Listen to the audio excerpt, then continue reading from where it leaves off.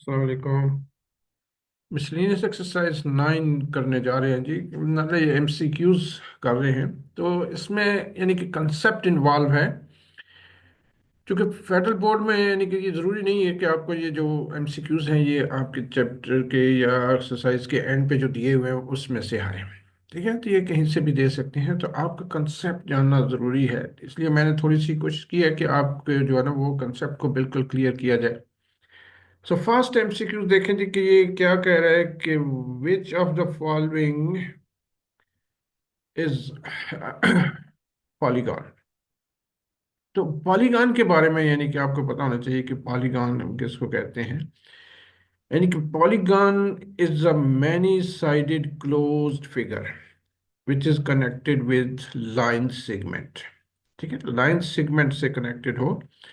Flat 2D dimensional या 2 dimensional जो है ना फिगर होती है ये।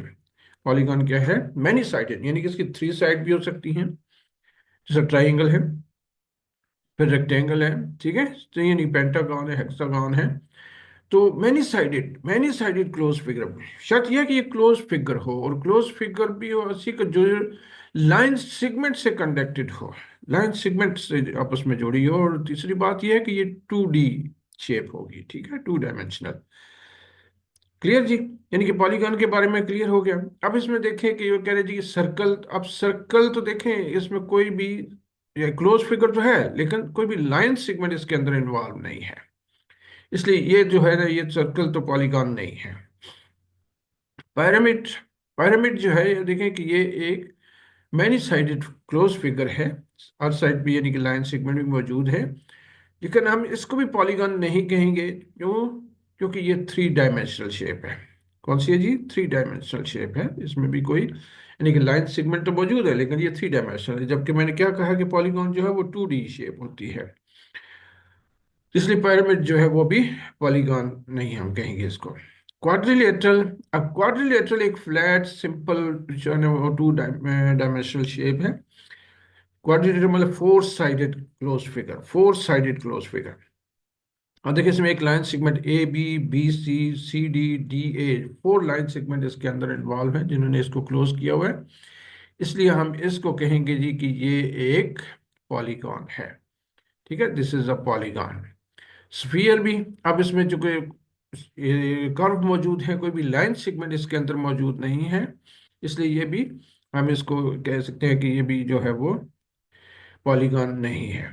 ठीक है जी, तो पॉलीगॉन क्या हुआ जी? पॉलीगॉन सिर्फ और सिर्फ इसमें क्या है? क्वाड्रिलेटरल। मतलब ये जो शेप है क्वाड्रिलेटरल, इसको आप पॉलीगॉन कह सकते हैं। ये पॉलीगॉन की डेफिनेशन पे पूरी उतरती है। ठीक है, मैनी साइडेड क्लोज फिगर। हैं जी, नेक्स्ट क्वेश्चन की तरफ के। उम्मीद है ये क्लियर हो गया होगा पॉलीगॉन का। ठीक है, अब ये भी पॉलीगॉन के which of the following is a regular polygon. Regular polygon. अब रेगुलर पॉलीगॉन क्या? पॉलीगॉन तो वही है, मैनी साइडेड क्लोज फिगर। लेकिन अब रेगुलर का क्या मतलब है? कि जिसकी तमाम साइड्स यानी कि all sides and angle are equal.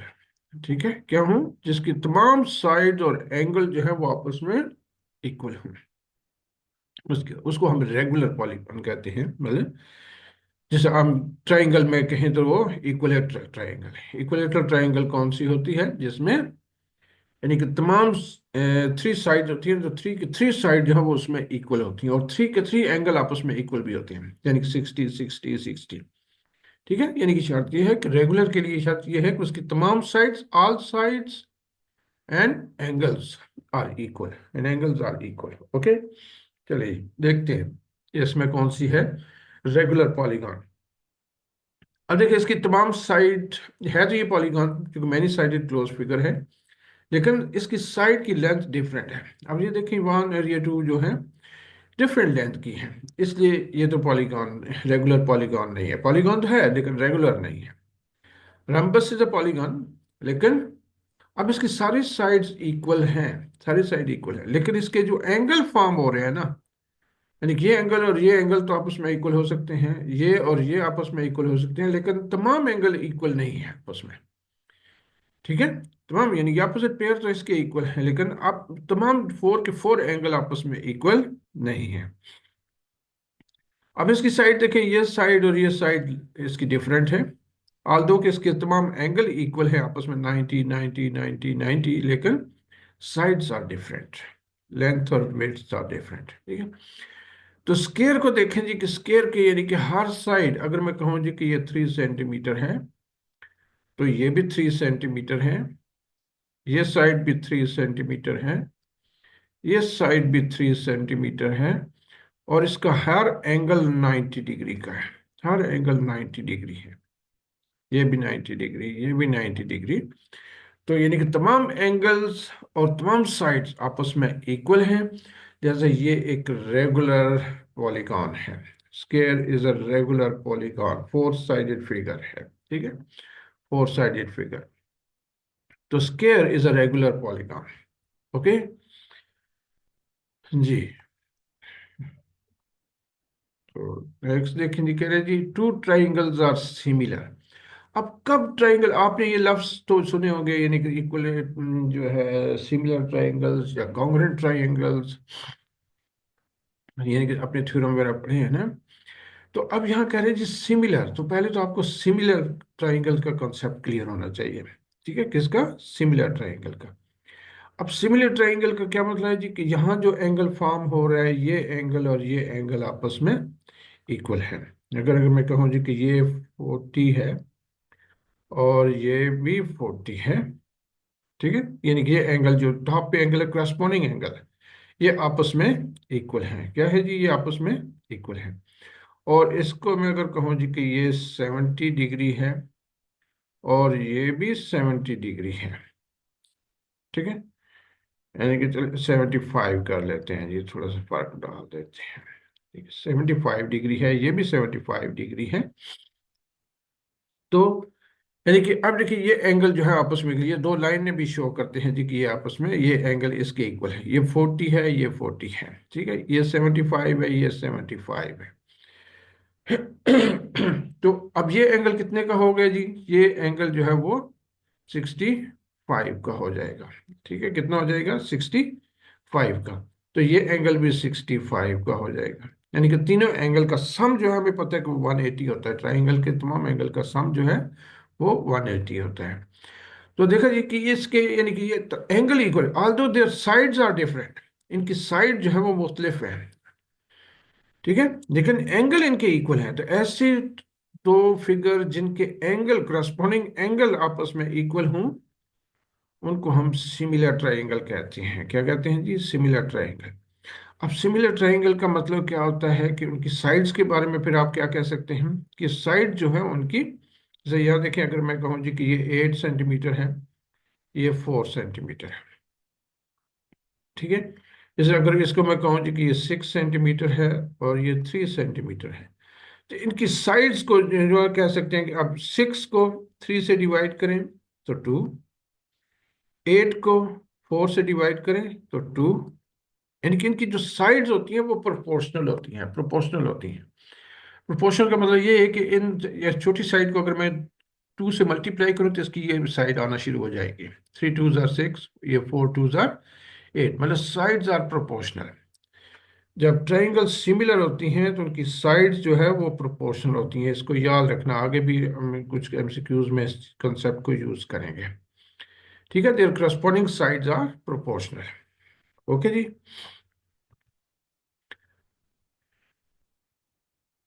अब हम एंगल को फाइंड करते हैं जी। What is the sum of interior angle? Sum of interior angle से आपको ट्राइंगल का तो पता है कि ट्राइंगल, अभी मैंने बताया जी कि कितना सम होता है, 180, 180, ठीक है, यानी कि अभी जो पिछले क्वेश्चन में हमने किया 40 + 75 + 65, 180। तो 180 कैसे है? तो मतलब एन, इस फार्मूले के अंदर अगर वैल्यू प्लेस कर दूं मैं, 3 - 2, एन नंबर ऑफ साइड को रिप्रेजेंट कर, ट्राइंगल की 3 साइड्स होती है ना, तो 3 - 2 1, 1 मल्टीप्लाई बाई 180, तो देखिए 180 हो जाता है। लेकिन अब यहाँ ये जो क्वेश्चन हमें दिया हुआ है, इसमें कह रहे हैं जी कि what is the sum of interior angle of an irregular hexagon. Hexagon है जी, क्या है? हेक्सागन मतलब 6 साइडेड फिगर है। हेक्सागन किसको कहते हैं? सिक्स साइडेड फिगर को। इरेगुलर है मतलब इसकी साइड जो है वो डिफरेंट लेंथ की है, तो भले डिफरेंट लेंथ की हो लेकिन इंटीरियर एंगल का सम जो है वो बराबर होता है। ट्राइंगल चाहे किसी भी शेप की हो, चाहे ये हो जाए, ठीक है, किसी भी शेप की ट्राइंगल हो, उसकी एंगल का सम जो है वो 180 ही होता है। ये नहीं है कि ट्राइंगल की सिर्फ जिनकी लेंथ इक्वल होती है वो 180 होता है, नहीं। तमाम यानी कि टाइप की जो ट्राइंगल्स हैं, चाहे वो स्केलियन है, आइसोसेलेस है, इक्विलेटरल है, ठीक है, हर तरह की ट्राइंगल का सम जो है वो एंगल का सम जो है वो 180 होता है। तो अब सिक्स साइडेड फिगर हेक्सागन है, हेक्सागन, तो 6 - 2 ये कितने हो गए जी? 4। अब 4 को मल्टीप्लाई करें तो 8 8 4 32 एंड 7 3 4 1 1 प्लस 3 7 720। 720 जो है एंगल का आ जाता है जी, क्या आ जाता है? 720। मतलब इसका आंसर जो है वो हेक्सागन का जो एंगल का सम है वो कितना होता है? 720। याद रखें, ठीक है, इस फार्मूले को याद रखें बस। इस फार्मूले के अंदर आपने वैल्यू प्लेस करनी है, एन को नंबर ऑफ साइड से रिप्लेस कर देना है। तो अगर ये क्वाड्रिलेटरल है तो 4 से रिप्लेस कर दें। 4 - 2 2 हो जाएगा, 180 मल्टीप्लाई बाई 2 360। आपको पता है इक्विलेटरल यानी कि जो है क्वाड्रिलेटरल उसके एंगल का सम 360 होता है। अब यहाँ देखिए जी कि कह रहे हैं what is the sum of interior angle of regular 12 sided polygon. अब 12 साइडेड पॉलीगॉन है मतलब एन की वैल्यू जो है वो कितनी है? 12। अब इसमें हम 12 से रिप्लेस कर दें अगर एन को, तो 12 - 2 मल्टीप्लाई बाय 180। तो 12 - 2 कितने हुए? 10 मल्टीप्लाई बाय 180। अब 10 मल्टीप्लाई बाय 180 1800। तो इसके एंगल का सम जो है वो 1800 एंगल से आएगा जी, 1800 डिग्री। ठीक, मतलब ये इसका ऑप्शन है, करेक्ट ऑप्शन, ठीक है, 1800। What is sum of interior angle of a regular 12 sided polygon. अब रेगुलर का मतलब क्या है? मतलब इक्वल साइडेड, 12 की 12 साइड आपस में इक्वल है। How many sides of a regular polygon has if its exterior angle is 15? अगर एक्सटीरियर एंगल जो कौन सा एंगल होता है जो किसी भी फिगर के बाहर बन रहा होता है, जैसे अगर मैं यहाँ कहूँ जी कि ये इसका एक्सटीरियर एंगल है ट्राइंगल का, ठीक है, जो ट्राइंगल के बाहर फॉर्म हो रहा है, किसी एक साइड को आप एक्सटेंड करेंगे तो वो एक्सटीरियर एंगल फॉर्म हो जाएगा, ठीक है। अब 15 है एक्सटीरियर एंगल जो है, कोई एक फिगर है जिसका 15 है। अब कैसे हम फाइंड कर सकते हैं? मतलब 360 dividing by number of sides. अब नंबर ऑफ साइड यहाँ कितनी है? 15, ठीक है जी। यानी कि हमने एक एक्सटीरियर एंगल फाइंड करना है, sorry number of side find करनी है इसकी। हाउ मैनी साइड्स, तो साइड फाइंड करने के लिए हमें इसका पता होना चाहिए कि नंबर ऑफ साइड जो है वो 360 डिवाइडिंग बाई 15 तो 24। मतलब ये इस तरह आप इसको ये भी फाइंड कर सकते हैं। ये मैंने थोड़ा सा क्या लिखा है, इसको इधर और इसको इधर कर सकते हैं, आप इसको आपस में इंटरचेंज कर सकते हैं, ठीक है। यानी कि डिवीजन में मतलब यही होता है कि आपस में साइड जो है वो बदल सकती है क्रॉस में। तो नंबर ऑफ साइड अगर हमें फाइंड करनी हो तो 360 dividing by angle of a polygon, तो एंगल जो है वो 15 दिया हुआ है, तो हम 15 से डिवाइड करके नंबर ऑफ साइड जो है वो फाइंड करनी है। तो नंबर ऑफ साइड आ गई 24। तो 24 साइड्स अगर किसी फिगर की 24 साइड हो तो उसका जो एक्सटीरियर एंगल होता है वो 15 होता है। एक्सटीरियर एंगल यानी कि एक हर एंगल जो है वो चूंकि रेगुलर है तो हर एंगल उसका जो है वो 15 डिग्री का होगा। In the figure A B is equal to 21 centimetre, यानी कि ये सारी जो लेंथ है वो 21 सेंटीमीटर है। यहां से लेके यहां तक, ए से बी तक जो लेंथ है वो कितनी है? 21 centimetre. P divides A be in the ratio 3:4। P जो है इसको 3:4 से डिवाइड करता है, मतलब रेशियो दी हुई है 3:4। So what is the length of A B? तो ए बी की तो रेशियो हमेशा सिंप्लीफाइड फॉर्म में होती है। अब अगर देखिए, मैं अगर इसको मल्टीप्लाई कर दूं, इस रेशियो को मल्टीप्लाई कर दूं 2 के साथ, ठीक है, मतलब दोनों ये 2 से मल्टीप्लाई हो जाएंगे ना, एक एक से मल्टीप्लाई नहीं होता। ये 3 2 6, 4 2 8, तो 8 + 6 + 8 करें तो कितने आ जाते हैं? 14। मतलब ये बराबर नहीं हुआ, 21 नहीं आया। तो अब आप इसी तरह इसको करते हैं जी, मल्टीप्लाई विथ 3। अब 3 से मल्टीप्लाई करें अगर, तो 3 3 9 और 4 3 12। सो 9 + 12 करें तो कितने हो जाते हैं? 21। जैसे मतलब कि ए पी जो है ये 9 सेंटीमीटर है, और पी बी जो है ये 12 सेंटीमीटर है। पी बी जो है वो 12 सेंटीमीटर है। तो ये इस रेशियो से इसको डिवाइड, तो लेंथ ऑफ ए पी जो है वो कितनी है? 9 सेंटीमीटर है। ठीक है, यानी टोटल लेंथ ये 21 है। ए से पी तक 9 है और पी से बी तक 12 है, दोनों को ऐड करें तो ये 21 हो जाता है। तो option D is correct.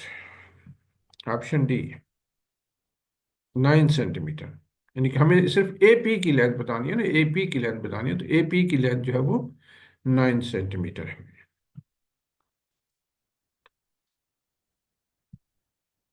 In the figure ए और बी, अब अगेन देखें, ए और बी ट्राइंगल की साइड्स जो है वो प्रोपोर्शनल दी हुई है, यानी कि एंड सी और डी, सी और डी बी सी, यानी कि जो इस ए को बी से डिवाइड करने से जो आंसर आता है वही सी को डी से डिवाइड करने से आंसर आता है।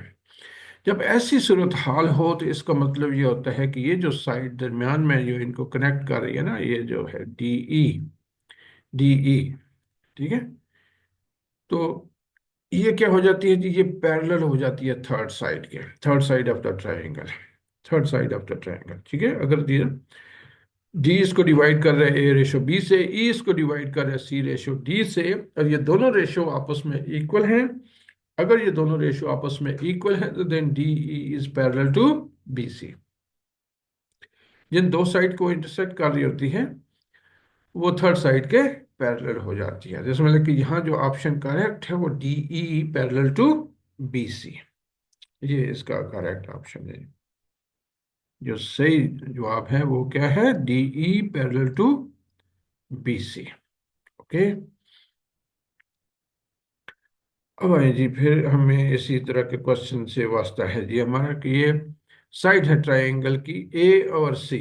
अगर मैं इसको एक आदमी कि ए और सी, और दूसरी साइड पे है बी और डी, ए और सी, कह रहे जी in the figure if x equal to y, मतलब ये दोनों एंगल इक्वल हैं, एक्स इक्वल टू बी, और यहाँ ये 90 डिग्री है, 90 डिग्री है, ये भी आपस में इक्वल है, तो मतलब ये थर्ड एंगल खुद ब खुद इक्वल हो जाएंगे, क्योंकि ट्रायंगल के तीनों एंगल का सम 180 है। अगर ये 90 है और यहाँ मैं कहूँ जी कि ये 30 है, ठीक है, तो ये 60 हो जाएगा। इस तरह इधर भी 30 है, ये 30 है, तो ये भी 30 है, जो कि बराबर है, तो ये भी 60 हो जाएगा। तो मतलब तीनों एंगल जो है वो आपस में इक्वल हैं। तो ये सिमिलर ट्राइंगल हुई, क्यों हुई सिमिलर ट्राइंगल? चूंकि इनके एंगल, करस्पॉन्डिंग एंगल इक्वल है, करस्पॉन्डिंग एंगल इक्वल है। जब करस्पॉन्डिंग एंगल इक्वल होते हैं तो साइड्स ट्राइंगल की प्रोपोर्शनल होती हैं। अभी हमने डिस्कस किया था पीछे भी। तो इसका मतलब कि ए डिवाइडिंग बाई सी का जो आंसर है वही बी डिवाइडिंग बाई डी है, क्योंकि ये ट्राइंगल जो दी हुई है हमें ये सिमिलर है, triangles are similar, triangles are similar, ठीक है। क्योंकि ट्राइंगल सिमिलर है इसलिए इनकी साइड्स में प्रोपोर्शन। हमें कैसे पता चला कि सिमिलर है? क्योंकि करस्पॉन्डिंग एंगल इक्वल है इनके। एक्स और वाई उसने कहा जी कि इक्वल है, ये 90 और 90 के सिंबल्स हैं। ठीक है, और तो जब ये दो एंगल इक्वल हैं तो ट्राइंगल का तीसरा एंगल 180 से आप माइनस करके निकालेंगे तो बराबर आएंगे वो भी।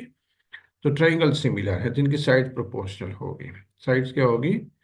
प्रोपोर्शनल होगी। तो B dividing by D, A dividing by D. अब क्रॉस मल्टीप्लाई करेंगे, B C equal to A D. हमें कह रहे हैं जी बी की वैल्यू बताएं क्या है। तो बी यहाँ फाइंड करते हैं तो सी बी से मल्टीप्लाई हो रहा है, तो दूसरी तरफ इसको डिवाइड कर देंगे। तो b is equal to A d by C.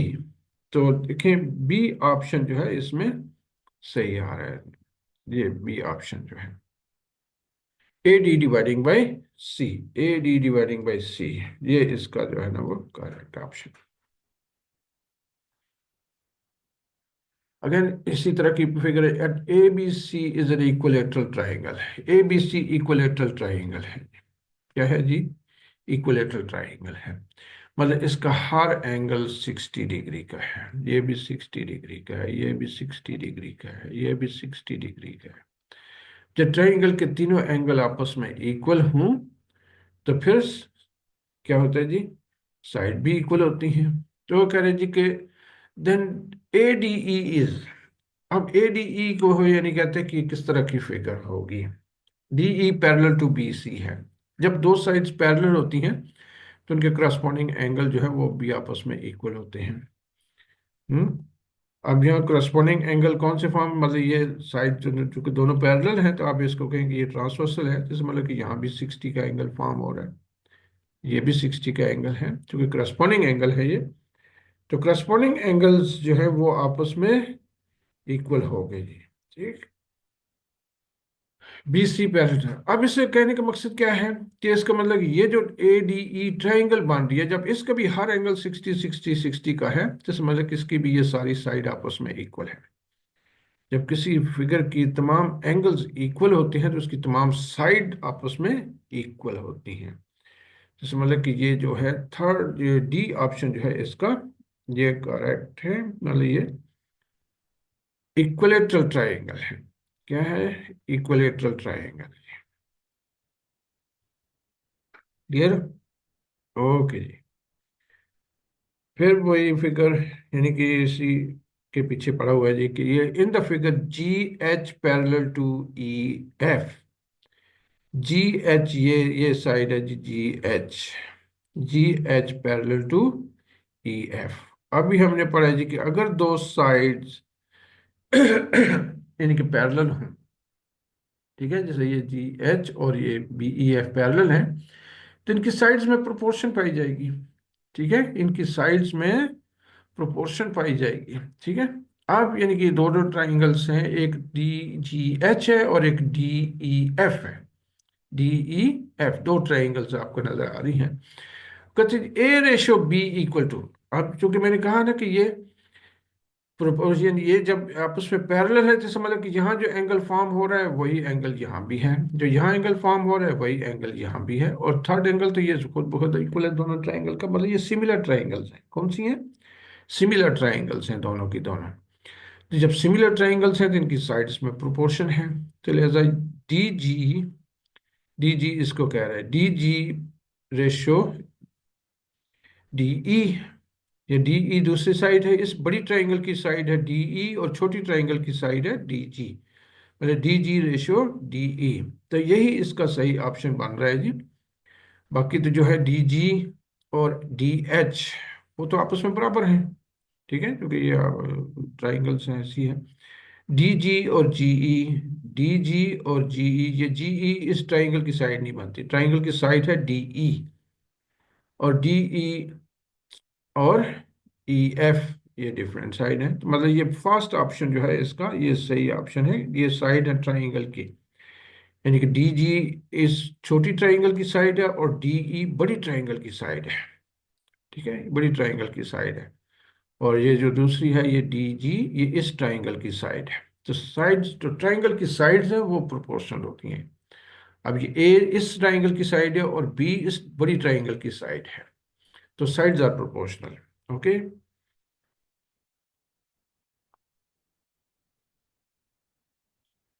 What is the sum of all the exterior angle of a 13-sided polygon whose one interior angle is equal to x degree?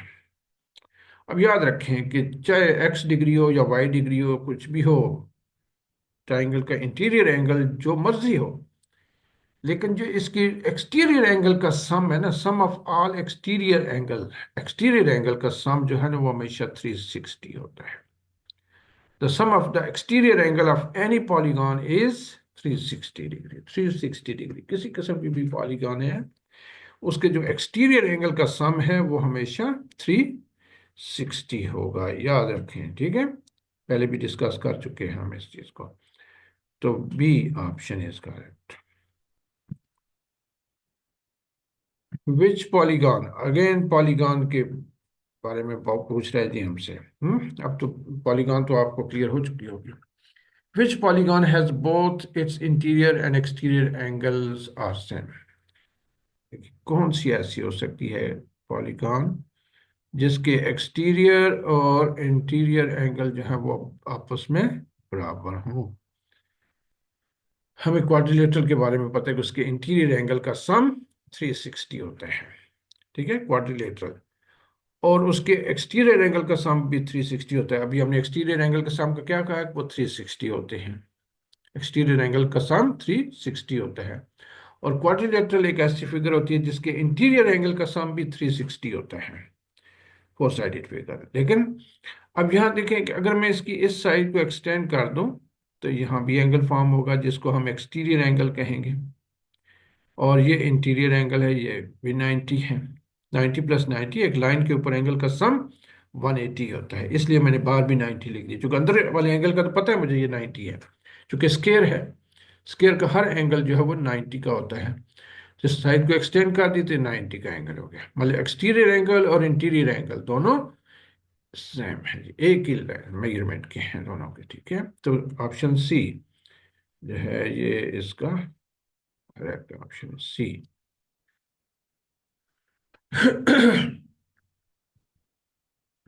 Formation or expression of any opinion or theory without sufficient evidence.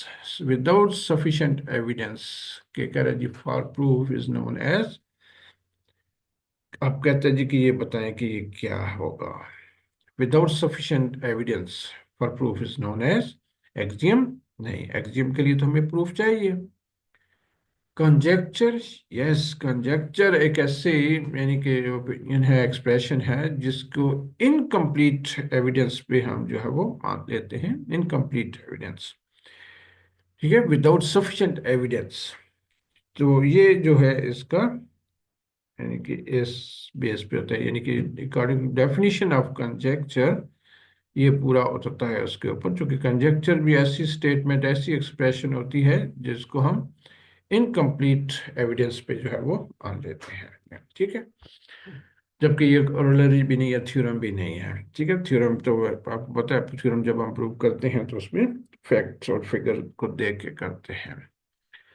A mathematical statement that is proved true based on already accepted statement is called, यानी कि ऐसी चीज जिसको हम mathematical statement that is prove true based on already accepted statement, जो पहले accepted statement है उनके ऊपर जो बेस करती है उसको हम थ्योरम कहते हैं। ठीक है, उसको क्या कहते हैं, थ्योरम। जब भी मैंने कहा जी कि sum of all the angles of a triangle is equal to 180 degree, 180 degree. ठीक है, तो ये प्रूव फैक्ट है।